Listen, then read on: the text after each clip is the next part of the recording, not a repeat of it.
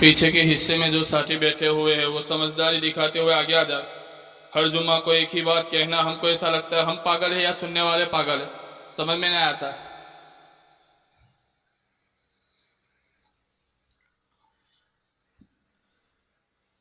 نحمده ونصلي على رسوله الكريم اما بعد فاعوذ بالله من الشيطان الرجيم بسم الله الرحمن الرحيم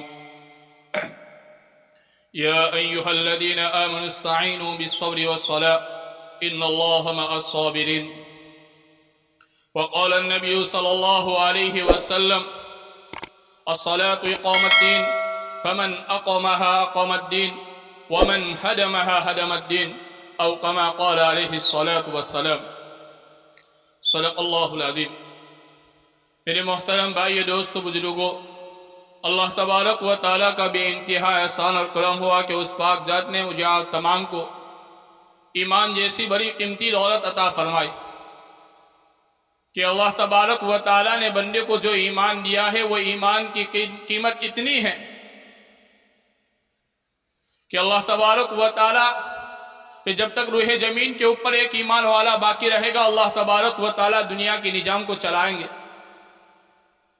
جب دنیا کے اندر ایمان والا باقی نہیں رہے گا تو اللہ تبارک و تعالیٰ کو اس دنیا کی کوئی ضرورت نہیں ہے، اللہ تبارک و تعالیٰ اس کو توڑ پھوڑ کر فنا کر دیں گے، یعنی قیامت کو قائم کر دیں گے۔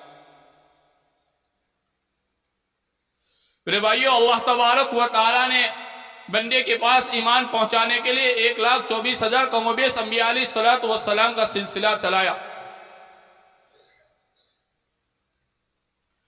اور آخر میں میرے اور آپ کے آقا تاجدار مدینہ فخر دو عالم صلی اللہ علیہ وسلم جیسی ذات مبارک کو اس امت کے لیے کہ لقد کان فی رسول اللہ اسوۃ حسنۃ لمن کان یرجو اللہ، کہ اللہ کے رسول صلی اللہ علیہ وسلم کی زندگی امت کے لیے بہترین نمونہ ہے، جس کے لیے کہ جو اللہ سے راضی ہونا چاہے، کہ اللہ کے رسول صلی اللہ علیہ وسلم کی ساری زندگی امت کے لیے نمونہ ہے۔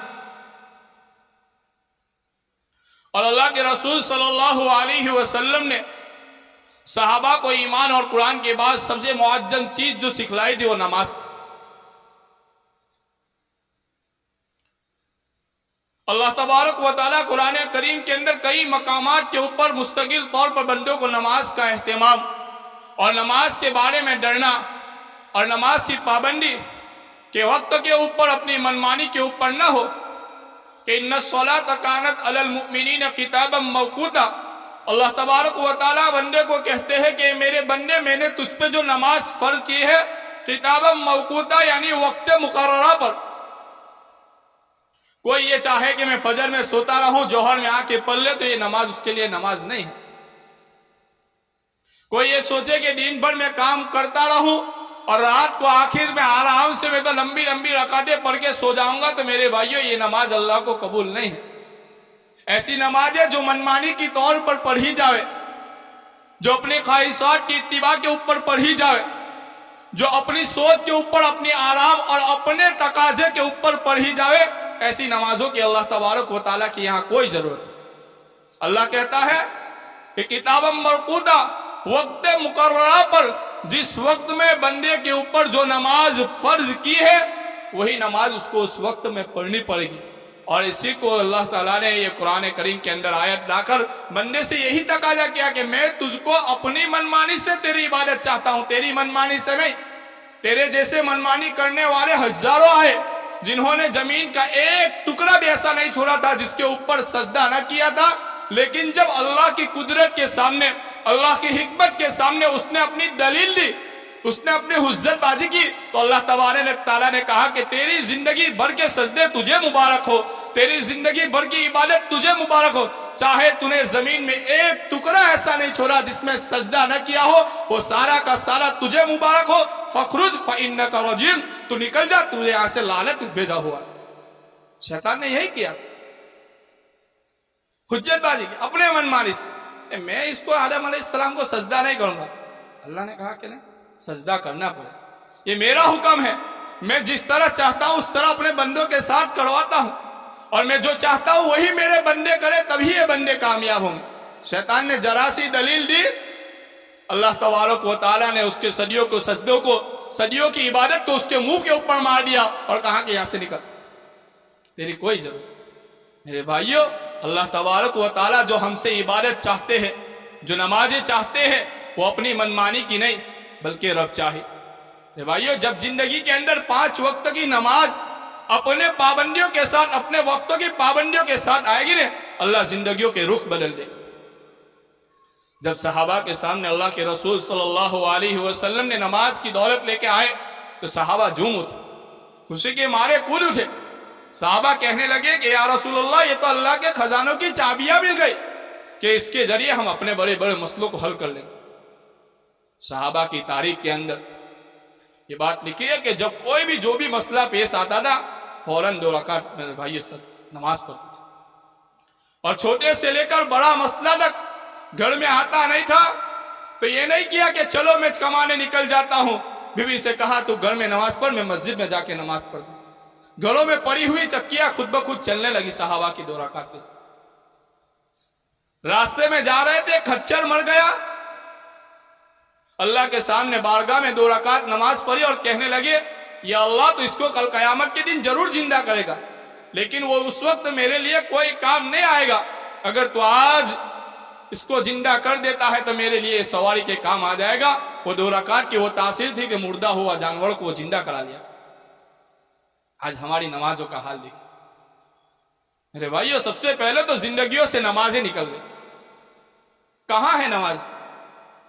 کہاں ہے؟ بتاؤ، نمازی کہاں ہے؟ مسجد کے پاس جا رہے ہیں، اذان سن رہے ہیں، آنے جانے والے لوگوں کو دیکھ رہے کہ یہ مسجد سے آ رہے ہیں، مسجد کی طرف جا رہے ہیں۔ خدا کی قسم، مومن کے دل کے اندر یہ تمنا نہیں آتی کہ دوسرے وقت سے میں بھی جاؤں گا۔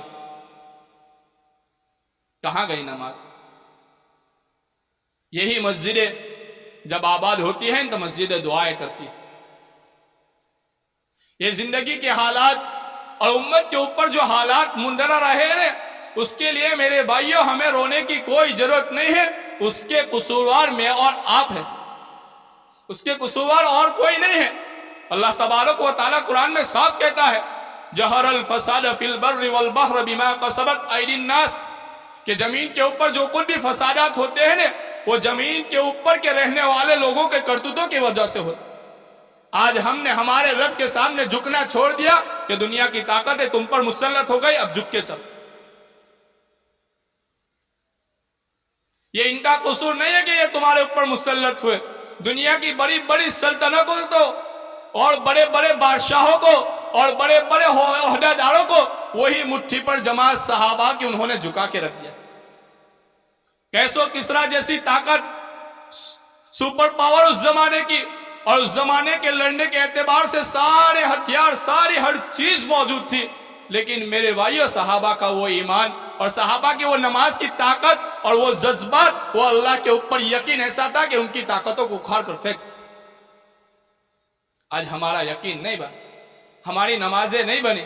میرے بھائیوں، اللہ کے رسول کے آخری الفاظ، جب اللہ کے رسول کی زبان سے جب پورے الفاظ بھی ادا نہیں ہوتے تھے، اس وقت بھی اللہ کے رسول یہ کہہ رہے تھے الصلاۃ فما ملکت ایمانکم، اے میری امت یاد رکھنا کہیں نماز کو نہ چھوڑ لیں۔ آج ہم نے سب سے پہلے نماز کو چھوڑا، چلی گئی ہماری زندگیوں سے۔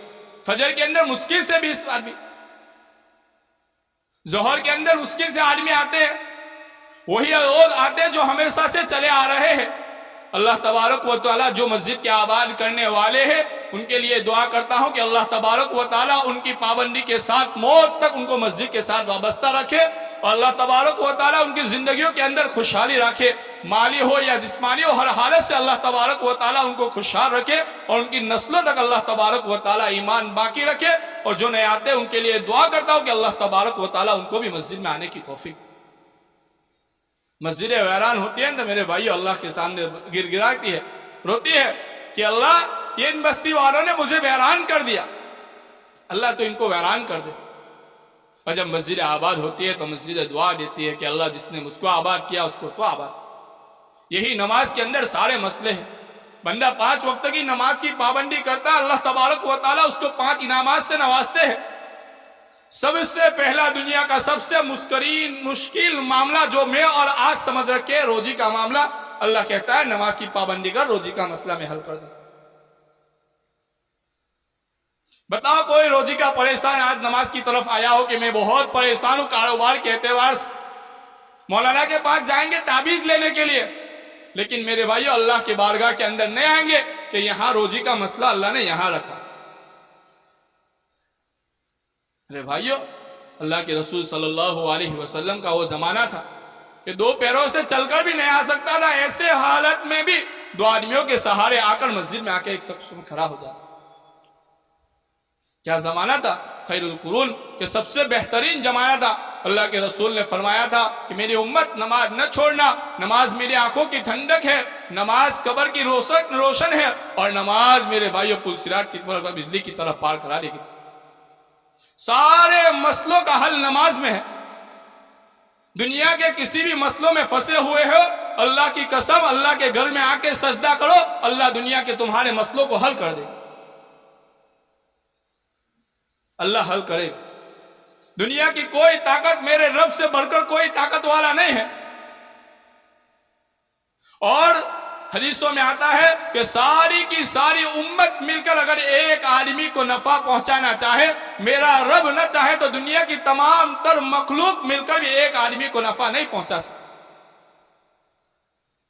اور دنیا کی تمام تر مخلوق ایک آدمی کو نقصان پہنچانا چاہے، اگر میرا رب نہ چاہے تو دنیا کی تمام مخلوق ایک آدمی کو نقصان نہیں پہنچا سکتا۔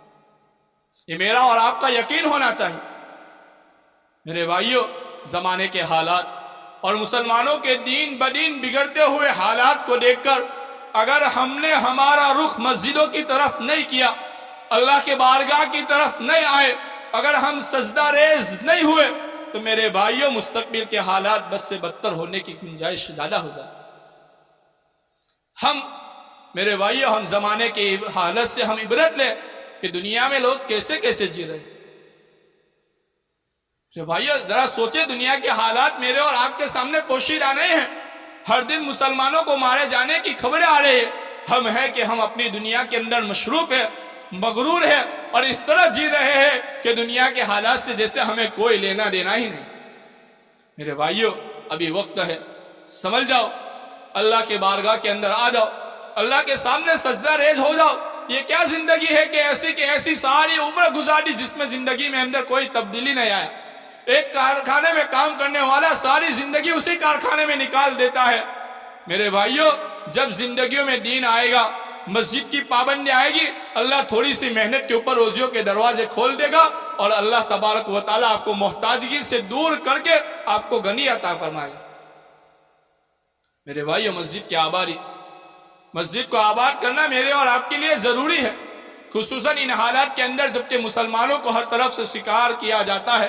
ان حالات کے اندر میرا اور آپ کا آنا، مسجدوں میں آنا ضروری ہے۔ اللہ کے رسول صلی اللہ علیہ وسلم کا وہ فرمان کہ جو بندہ 5 وقت کی نماز کی پابندی کرتا ہے تو اللہ تبارک و تعالیٰ اس کو 5 انعامات عطا فرماتے ہیں۔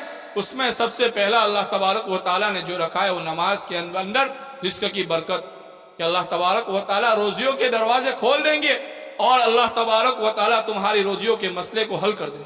میرے بھائیوں نماز کی پابندی کا اپنے ہر مسئلے کو اللہ تبارک و تعالیٰ کے سامنے رو کر مناؤ۔ بہت ساری تجربے کی چیزیں ایسی ہیں جو آپ کو بیان نہیں کر سکتا، اتنا وقت ہے۔ جب بھی حالات آتے ہیں 2 رکعت پڑھ کے اللہ سے مانگتے ہیں، میرے بھائیو ضرور بھی ضرور وہ کام ہمارا ہو ہی جاتا۔ اللہ تمہارے دلوں کے اندر خوشحالی ڈال دیتے ہیں، اور وہ کام اس طرح ہو جاتا ہے کہ جس کو بندے کا گمان بھی نہیں کر سکتا کہ یہ کام اتنا مشکل تھا، اتنے آسانی سے ہو جاتا۔ 2 رکعت کی نمازوں کی برکت یہ ہے۔ میرے بھائیو زندگی کے اندر نماز کی پابندی وہ بھی اپنے وقت کے ساتھ اور اپنے اوقات کی پابندی کے ساتھ کریں گے، انشاءاللہ تمہاری زندگیوں کا رخ بدل جائے گا، زندگیوں میں انقلاب آئے گا، زندگی جینے کا مزہ آئے گا۔ اللہ تبارک و تعالیٰ دنیا کے ہر میدان کے اندر خوشیاں دیں گے۔ اگر زندگی کے اندر نماز نہ رہی میرے بھائیوں، یہی بے چینی والی، بدعمالی والی، اور یہی میرے بھائیوں یہی زندگی جس کے اندر نہ کوئی سکون ہوگا، نہ اطمینان ہوگا، نہ کوئی آرام ہوگا، یہی کچکچا والی زندگی تمہاری چلتی رہے گی اگر تم نے اپنی زندگی کا رخ نہ بدلا۔ اس کے لیے میرے بھائیوں آپ سے گزارش ہے کہ یہاں بیٹھا ہوا ہر آدمی یہ ارادہ کرے کہ انشاءاللہ آج کی عصر سے لے کر موت تک زندگی میں کبھی نماز نہیں چھوڑے. بہت آسان ہے. ایسا تو نہیں کہ تم کو کہاں سے اٹھا کر لایا جاتا ہے. آپ لوگ یہی اطرافوں میں مسجدوں کے اطراف میں ہی رہتے ہیں جہاں سے 10-15 منٹ کی قربانی دے کر مسجد تک چل کے آنا پڑتا ہے. اور یہ قربانی، یہ تمہاری قربانی انشاءاللہ تمہاری زندگیاں بدل دے گی. ارادہ کرتے ہو نا سب کہ انشاءاللہ زندگی کے اندر کبھی نماز نہیں چھوڑیں گے؟ کون کون ارادہ کرتا؟ انشاءاللہ اللہ تبارک و تعالی مجھے بھی اور آپ تمام کو بھی 5 وقت کی نماز کی پابندی اپنے وقت کے اوقات کے ساتھ پڑھنے کی توفیق عطا فرمائے. وآخر دعوانا